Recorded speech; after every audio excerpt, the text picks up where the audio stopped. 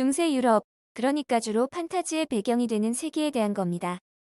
중세에는 화장실이 없고 대야에 받아주었다가 아침에 창밖으로 버렸다고도 하고 귀족들은 꽃밭이나 옷장 등 여러 가지를 이용했다고 하더라고요.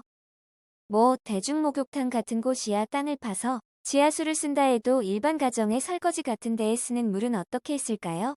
중세 유럽에서도 설거지는 했을 테니 그 물은 어디서 나왔을까요?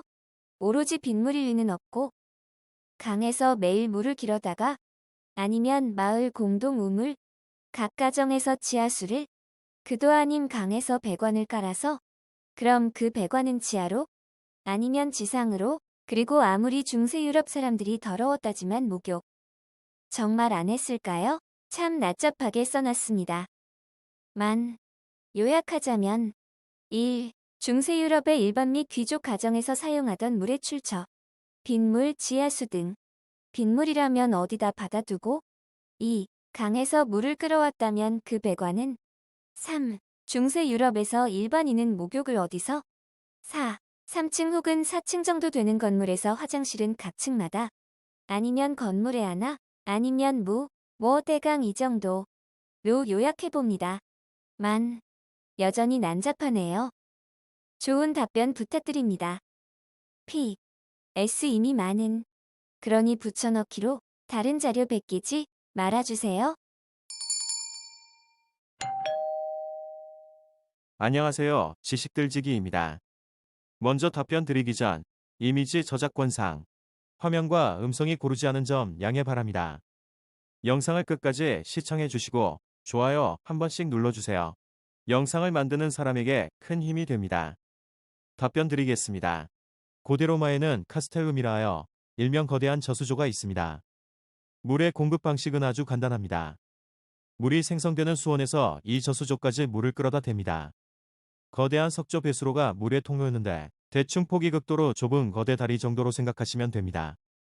이 저수조부터 집이나 공동수조까지 수도관을 통해 물이 배달됩니다. 이곳은 납으로 만들어졌습니다.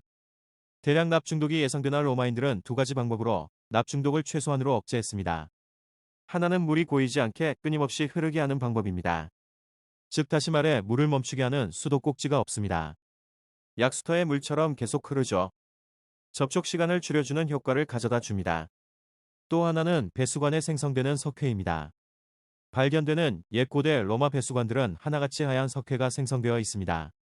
이것은 궁극적으로 납과 물이 맞붙는 것을 최소한으로 줄여주었습니다.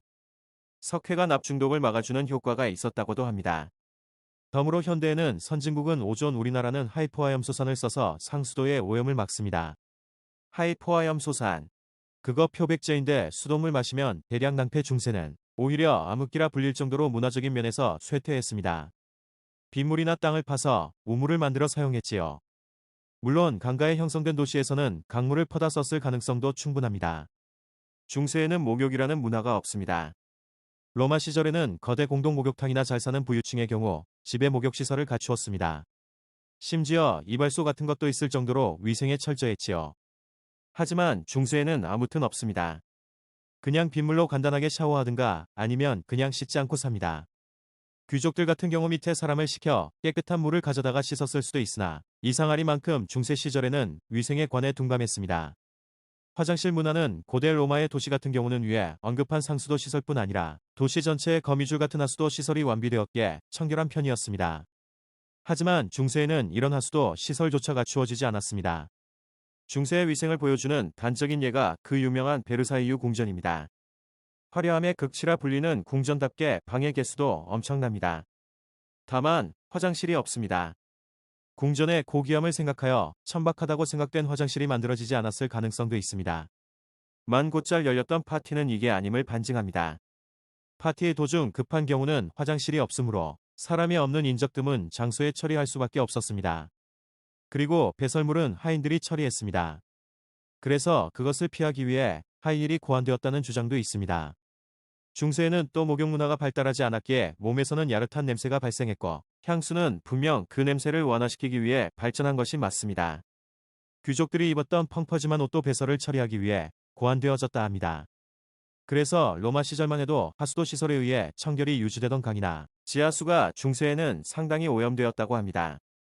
근대가 훌쩍 넘어서야 이게 해결되었다고 하죠. 로마 시대에는 상하수도뿐 아니라 현대에서 볼 수 있는 대부분의 문화시설이 구비되어 있었는데 로마가 망하고 중세로 넘어가면서 문화적으로 엄청난 퇴보가 되어서 극단적으로 말하자면 원시 시대로 돌아갔다고 해도 과언이 아니게 됩니다. 간단하게 답변을 요약하면 1. 빗물이나 우물, 강물 정도. 2. 그런 거 없습니다. 3. 목욕문화라는 개념이 없습니다. 4. 화장실이 따로 없습니다. 자연에 의존했습니다. 지금까지 지식들지기였습니다. 다음 영상은 더욱 호기심 많은 질문들로 업데이트될 예정입니다. 구독하시면 일상생활에서 가끔 궁금한 질문들이 함께할 것입니다. 지식과 상식 얻어가세요. 감사합니다.